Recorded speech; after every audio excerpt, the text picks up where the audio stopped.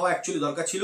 এসব না করে রাজ্য সরকার কি করছে, যারা টেন্টেড, যারা দুর্নীতিগ্রস্ত, যাদের দুর্নীতি, এই প্রাতিষ্ঠানিক দুর্নীতির সঙ্গে যাদের ব্যক্তিগত দুর্নীতি মিশে গেছে, সেই সমস্ত ক্যান্ডিডেটদেরকে বাঁচানোর জন্য গাদাগুচ্ছের টাকা খরচা করে সিঙ্গেল বেঞ্চ, ডিভিশন বেঞ্চে লড়ে বেড়াচ্ছে, তাদেরকে এই রিক্রুটমেন্টে আবার বসাচ্ছে। এবং মজার কথা হচ্ছে, কোর্টে একটা সময় রাজ্য সরকারের তরফে, এসএসসির তরফে এটাও বলা হলো যে 182 জন এরকম ক্যান্ডিডেট আছে যারা দুর্নীতিগ্রস্ত ছিল, কিন্তু তারা রোল নাম্বার দিয়ে এজ রিল্যাক্সেশন পাওয়ার জন্য বসেছে। এবারে আপনি একটা জিনিস ভাবুন, শুধুমাত্র তাদেরকে আইডেন্টিফাই করা হয়েছে যারা তাদের রোল নাম্বারটা দিয়েছে ওখানটাতে। রোল নাম্বার না দিয়েও অনেক দুর্নীতিগ্রস্ত শিক্ষক বসেছে, তো তাদের হয়তো এজ রিল্যাক্সেশনের দরকার নেই। তো এরকম হাজারে হাজারে ক্যান্ডিডেট যারা দুর্নীতিগ্রস্ত, তারা কিন্তু ফ্রেশ ক্যান্ডিডেটের সঙ্গে এবং বঞ্চিত শিক্ষক সঙ্গে এবং আনসাকসেসফুল ক্যান্ডিডেটদের সঙ্গে মিশে গেছে। এগুলোকে আলাদা করার পদ্ধতি কি? রাজ্য সরকারের কাছে কি কোনো প্ল্যান আছে? একদম এই নিয়ে বারংবার প্রশ্ন উঠছে যে রাজ্য সরকার কেন দুর্নীতিগ্রস্ত যারা তাদের হয়ে এত লড়ছে, কি জন্য, ঠিক কি কারণে? আরো যে দুর্নীতি সেগুলো কি ঢাকতে, কি দুর্নীতিগ্রস্তকে আবার পরীক্ষায় বসানোর জন্য চেষ্টা করছে? একদম দুর্নীতিকে ঢাকার জন্যই রাজ্য সরকারের অভিপ্রায় হচ্ছে দুর্নীতি ঢাকা। রাজ্য সরকারের ব্যাপারটা হচ্ছে, আমি যদি চুরি করি শেষ দিন পর্যন্ত চুরি করবো, ব্যাপারটা হচ্ছে তাই। আমি টাকা নিয়ে চাকরি দিয়েছিলাম এদেরকে, আমি সেই কমিটমেন্ট রাখবো, যতবার রিক্রুটমেন্ট হবে আমি সেই টাকার সম্মান যে আমি নিয়েছি আমি কাজ পূরণ করে রাখবো, এরকমই মনে হচ্ছে। কারণ এই মামলাগুলো হাইকোর্ট এবং সুপ্রিম কোর্টে এতদিন যদি চললো, কতবার করে কোর্ট বারবার বলে করেছে তুমি আমাকে দুর্নীতিগ্রস্তের তালিকা দাও, একবারের জন্য দেওয়ার আগ্রহ প্রকাশ করেনি ওদের কাছে। ওরা বারবার বলেছে আমাদের তালিকা রেডি, কিন্তু যখন কোর্ট চাইছে তখন এটাই কি তালিকা, আর কি আছে না আছে, এরকম বিভিন্ন ধোঁয়াশামূলক প্রশ্ন তুলে যাচ্ছে রাজ্য সরকারের তরফ থেকেও, রাজ্য সরকারের আইনজীবীরা। আজকের দিনে দাঁড়িয়েও এখনো তারা ওই দুর্নীতিগ্রস্তদেরকে টেনে যাচ্ছে, তাদেরকে পরীক্ষায় বসানোর জন্য মরিয়া, তাদেরকে টিচিং এক্সপিরিয়েন্সে নাম্বার দেওয়ার জন্য মরিয়া, যাতে তারা ঘুরে ফিরে আবার চাকরিটা পায়। এর ফলে যারা সত্যিকারের পরিশ্রমী চাকরি প্রার্থী তাদের হক মারা হচ্ছে বলে আমার মনে হয়। স্কুল সার্ভিস কমিশনের নতুন এসএসসি ক্যান্ডিডেটদের সঙ্গে পুরাতন এসএসসি ক্যান্ডিডেটদের পরীক্ষা দেওয়া কথা হয়। এই কথা শুনে অনেকজন মনে করছেন যে তাহলে হাইকোর্টের আগের যে রায় দিয়েছিল সেই রায় মানা হচ্ছে না। কি বলবেন এই বিষয়টা নিয়ে? দেখুন, স্কুল সার্ভিস কমিশনের এই যে নতুন রিক্রুটমেন্ট নোটিফিকেশন, যেটা সেকেন্ড এসএলএসটি বলছে ওরা, স্টেট লেভেল সিলেকশন টেস্ট, এটা হচ্ছে 30 মে 2025 নোটিফিকেশন। এবার এই নোটিফিকেশনের জন্ম এই জন্যই হলো যে আগের যে ফার্স্ট এসএলএসটি সেটা সুপ্রিম কোর্টের নির্দেশে পুরো খারিজ হয়ে গেছে, এবং সুপ্রিম কোর্টে যখন খারিজ করে দিল, তারপর West Bengal board of secondary এডুকেশনের তরফ থেকে সুপ্রিম কোর্টে একটা অ্যাপ্লিকেশন করা হয়েছিল যে স্কুলগুলোতে শিক্ষকের শর্টেজ হতে পারে এর ফলে। তো আপাতত স্কুলগুলো চালানোর জন্য যারা দুর্নীতিগ্রস্ত নয় এমন শিক্ষকদেরকে স্কুলে যাওয়ার অনুমতি দেওয়া হোক। School service West Bengal board of secondary এডুকেশনের সেই আবেদনে সাড়া দিয়ে সুপ্রিম কোর্ট তাদের আবেদনকে মঞ্জুর করলো, এবং আগামী 31 ডিসেম্বর পর্যন্ত যারা দুর্নীতিগ্রস্ত শিক্ষক শিক্ষিকা নন তাদেরকে স্কুলে যাওয়ার অনুমতি দিল। কিন্তু এখানে একটা শর্ত দিল। সুপ্রিম কোর্টের শর্ত ছিল এটাই যে আগের হাইকোর্টের নির্দেশ এবং যেটা সুপ্রিম কোর্ট অ্যাফার্ম করলো 3 এপ্রিল 2025 জাজমেন্টে, সেই নির্দেশ মোতাবেক তাহলে রাজ্য সরকারকে এবং স্কুল সার্ভিস কমিশনকে নতুন করে রিক্রুটমেন্ট করাতে হবে। সেই রিক্রুটমেন্টের একটা টাইম লাইন সুপ্রিম কোর্ট ওই 17 এপ্রিল 2025 যেটা অর্ডার তাতে উল্লেখ করে দিল।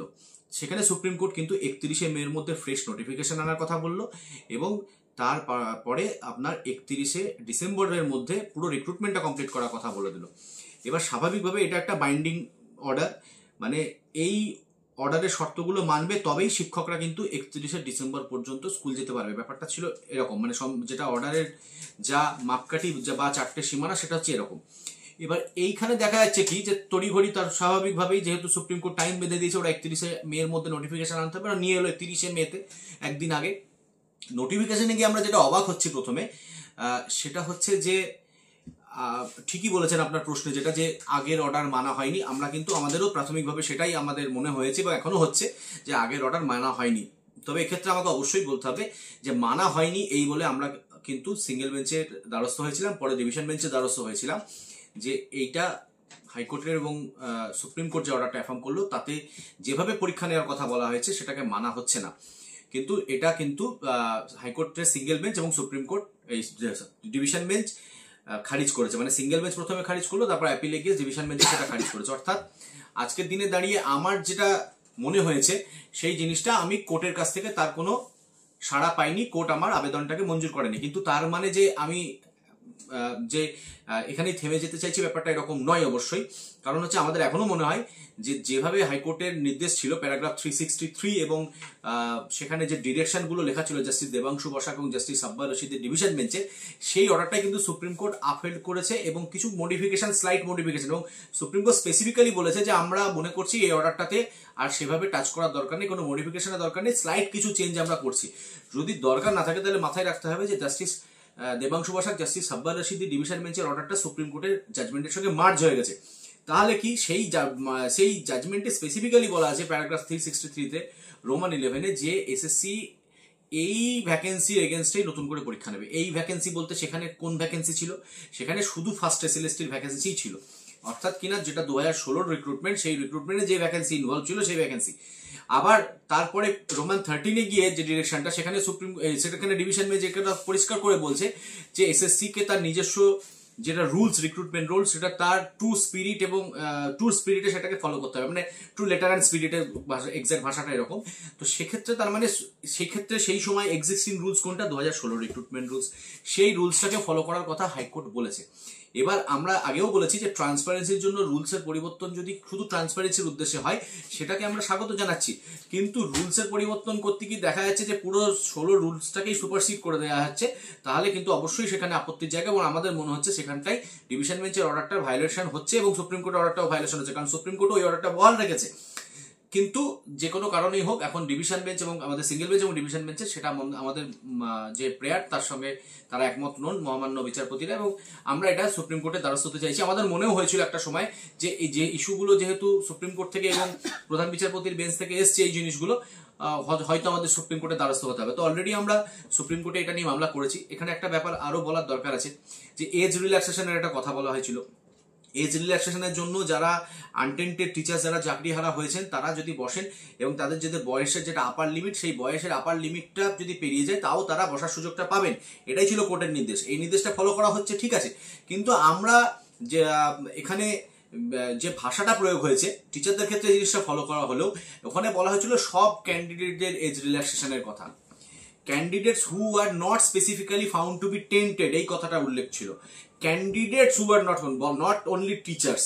কিন্তু দেখা যাচ্ছে এখানে টিচারদেরকে এজ রিল্যাক্সেশন দেওয়া হচ্ছে, কিন্তু যারা আনসাকসেসফুল ক্যান্ডিডেট ছিল বা not call for verification candidate, তাদেরকে কিন্তু এজ রিল্যাক্সেশন দেওয়া হচ্ছে না তাদের। এবার এখানে একটা খুব গুরুত্বপূর্ণ প্র্যাকটিক্যাল সমস্যা যেটা উঠে আসছে যে আমি একটা রিক্রুটমেন্ট নোটিফিকেশনের ভিত্তিতে ফার্স্ট এসএলএসটি যখন পার্টিসিপেট করলাম, আমি আমার বেস্ট এফার্ট দিলাম এবং আমি কোয়ালিফাই করতে পারলাম না। পরে আমি জানতে পারছি যে হিউজ দুর্নীতির কারণে আমি কোয়ালিফাই করতে পারলাম না, কারণ আমাদের তো সে সমস্ত ক্যান্ডিডেটদের অনেকের কাছে আরটিআই আছে, তাদের স্কোর জানা আছে, তারাও জানে যে খুব কম সামান্য নাম্বারের জন্যই তারা কোয়ালিফাই করতে পারেনি। তাহলে সেইটা যখন তারা কোয়ালিফাই করতে পারলো না, তারা কেন পারলো না? কারণ উপর তলায় দুর্নীতি হয়েছে, উপরে দুর্নীতি হয়েছে বলেই তলা থেকে আমি মেরিটে যেতে পারলাম না। তাহলে এবার এর মধ্যে ওই সিলেকশন প্রসেসটা সুপ্রিম কোর্ট 25 সালে এসে বাদ করলো, নতুন করতে বললো, এবং আমার জীবন থেকে 10-11 বছর চলে গেল। কিন্তু এখন যে নতুন পরীক্ষা হচ্ছে এর মধ্যে আমার বয়সটা শেষ হয়ে গেল। তাহলে ওই প্রসেসটা ছিল ফল্টি, যেটা সুপ্রিম কোর্ট এস্টাবলিশ করে দিল। সেই প্রসেসে আমি দুর্নীতির কারণে বঞ্চিত হলাম। আবার ফ্রেশ প্রসেসে গিয়েও আমি টিচার নই বলে শুধু আমি কি এজ রিল্যাক্সেশন পাবো না? এটাই হচ্ছে আমাদের প্রশ্ন। সেই প্রশ্নের উত্তরে একদমই যোগ্য শিক্ষকরা প্রশ্ন করছে যে তারা কেন 10 বছর পর আবার পরীক্ষা দেবে। তারা তাদের 10 বছর আগে যেই বুদ্ধিটা ছিল, সেই বুদ্ধিটা বা সেই ক্ষমতাটা পরীক্ষা দিতে গেলে একটা যে ব্রেন পরিষ্কার থাকা দরকার, সেই জন্য আমরা এখন তারা দিতে সেটা সক্ষম নয়, সেই জন্য তারা আন্দোলনে নেমেছিল। আন্দোলনে এখনো আন্দোলন করছে। এবার এটা মাথায় রাখতে হবে যে নির্দেশাবলীগুলো সুপ্রিম কোর্ট থেকে এসছে, হয়তো আমাদের পরীক্ষাটা ফেস করতেই হবে, মানে যোগ্য শিক্ষক শিক্ষিকাদেরকেও পরীক্ষাটা ফেস করতেই হবে, কারণ প্রসেস ইজ মানে অলরেডি অন। এবার এই প্রসেসে যতক্ষণ না পর্যন্ত কোনো কোর্ট স্থগিতাদেশ না দিচ্ছে আমাদেরকে পরীক্ষার প্রিপারেশন নিতেই হবে। তবে পরীক্ষাটা হওয়া উচিত কোর্টের নির্দেশ মোতাবেক, সেইটা হচ্ছে না, এটাও একটা আন্দোলনের কারণ মাথায় রাখতে হবে। কারণ আমাদের বক্তব্য যে 16 রিক্রুটমেন্ট রুল, 16 রিক্রুটমেন্ট নোটিফিকেশন নিয়ে 16 ভ্যাকেন্সি দিয়ে আলাদা পরীক্ষা, এবং ফ্রেশ ক্যান্ডিডেটরাও একটা পরীক্ষা রিজার্ভ করে, যেহেতু 10টা বছর নষ্ট হয়ে গেছে এবং প্রচুর ভ্যাকেন্সি এর মধ্যে উঠে এসছে, তাদের জন্য একটা আলাদা পরীক্ষা। এটাই হওয়া অ্যাকচুয়ালি দরকার ছিল।